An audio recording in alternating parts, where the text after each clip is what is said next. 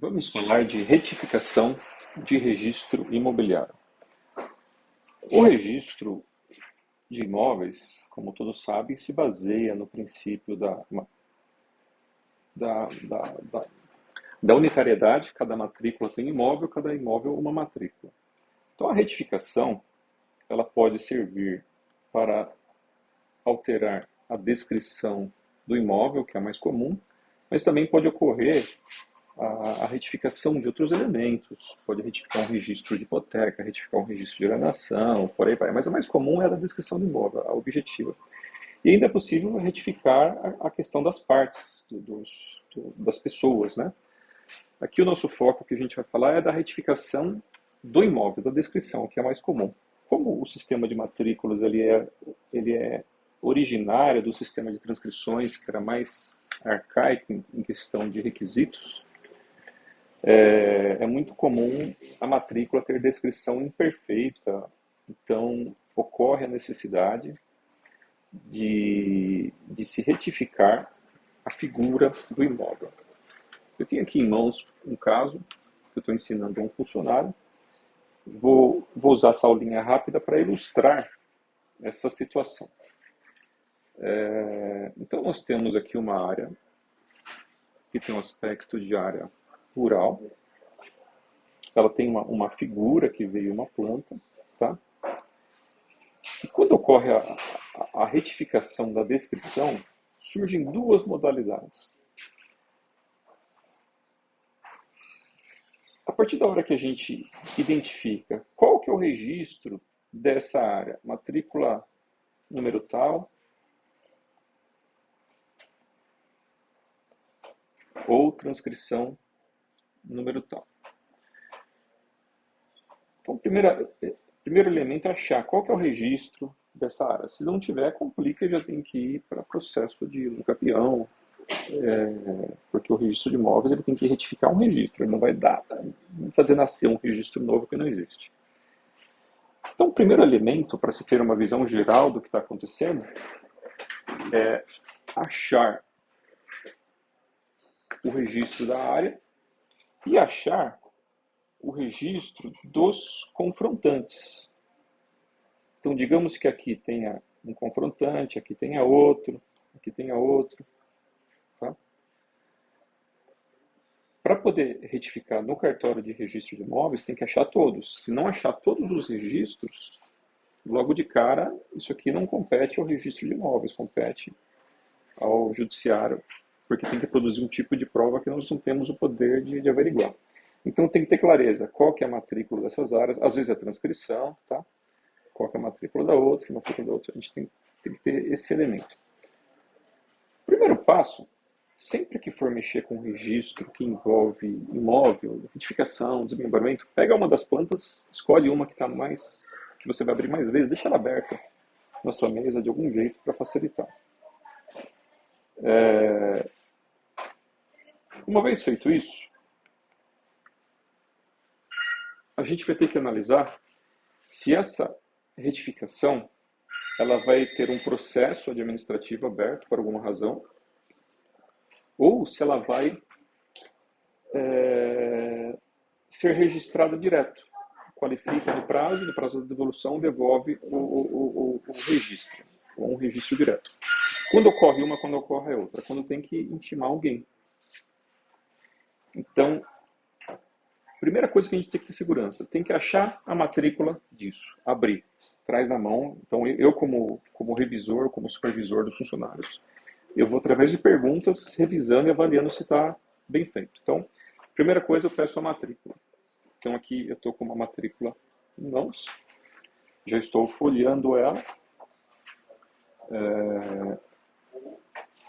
Ela não sofreu destaques, mas ela tem na abertura uma descrição muito vaga. É um imóvel rural com uma descrição de 4 ou 5 linhas, muito vaga. Então, ela está sendo feita para aperfeiçoar essa descrição.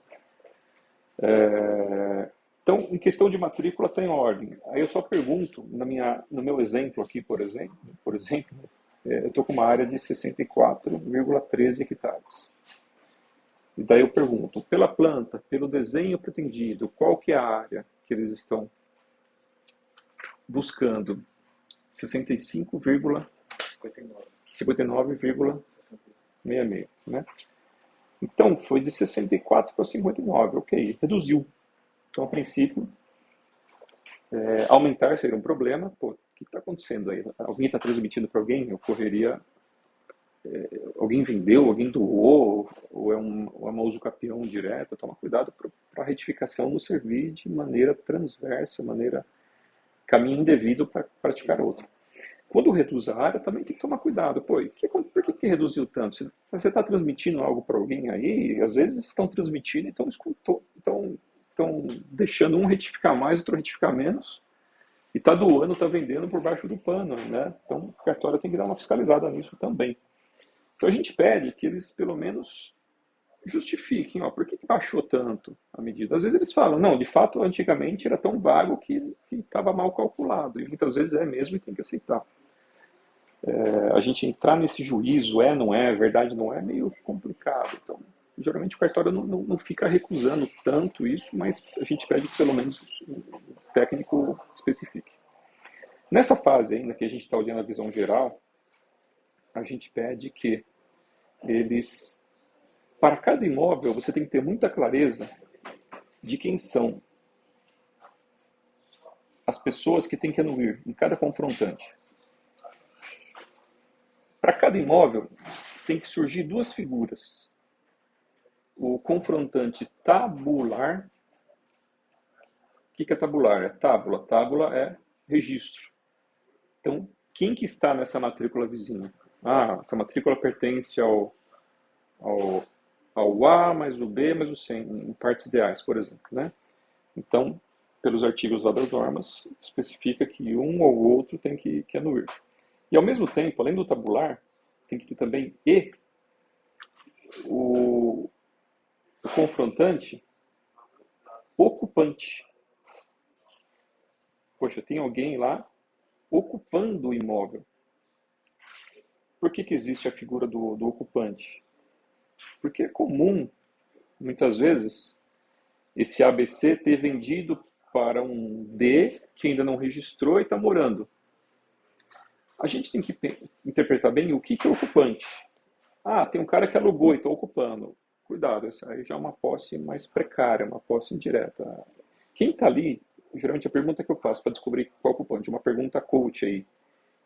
Quem detém o imóvel com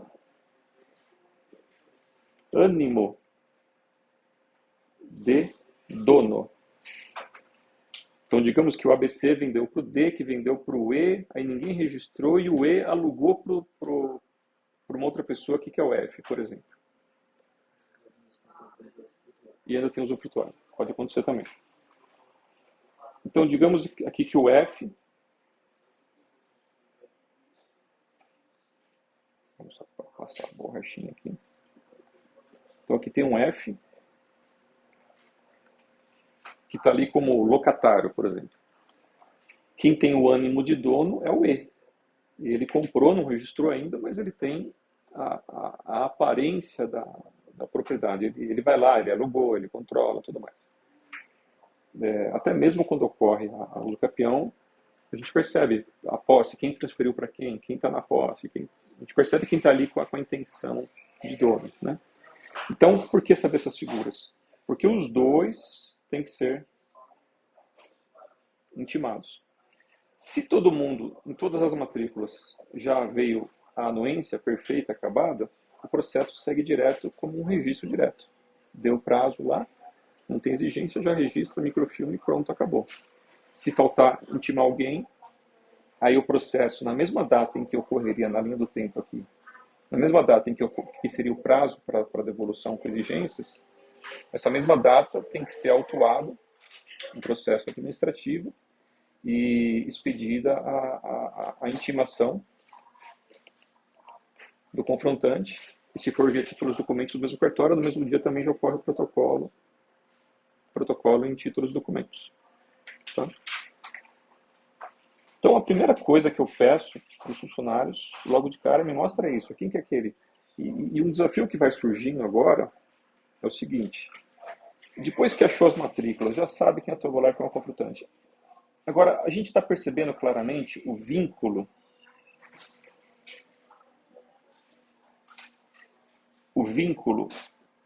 do confrontante. Às vezes é um imóvel que está tão vaga a descrição aqui, tão vaga aqui, que você não consegue fechar o vínculo. Então, logo no início, você tem que adquirir essa certeza. Às vezes a descrição fala, confronta com a fazenda XPTO. Aqui confronta com a fazenda YPTO. Então você percebe claramente um vínculo entre eles. Tem casos que são muito vagos, tem que tomar cuidado. Se tiver muito, muito vago, às vezes isso vai para retificação judicial e não extrajudicial. Tá? Então, essa seria a primeira fase de maior clareza antes de olhar os documentos. Olhar esse desenho, eu gosto de pegar planta, às vezes uma planta sobressalente, às vezes eu pego uma lapiseira e vou fazendo um rascunho dos elementos, visualmente. Eu faço isso com unificação, com desmembramento. Isso ajuda bastante, tá? Esse processo avançar. Então, essa é a primeira fase. Em breve a gente grava mais vídeos sobre as outras fases. Meu nome é professor Marlon de Brito, do canal do YouTube Professor Marlon de Brito. Eu falo de inovação, gestão, direito e ética. Curtiu?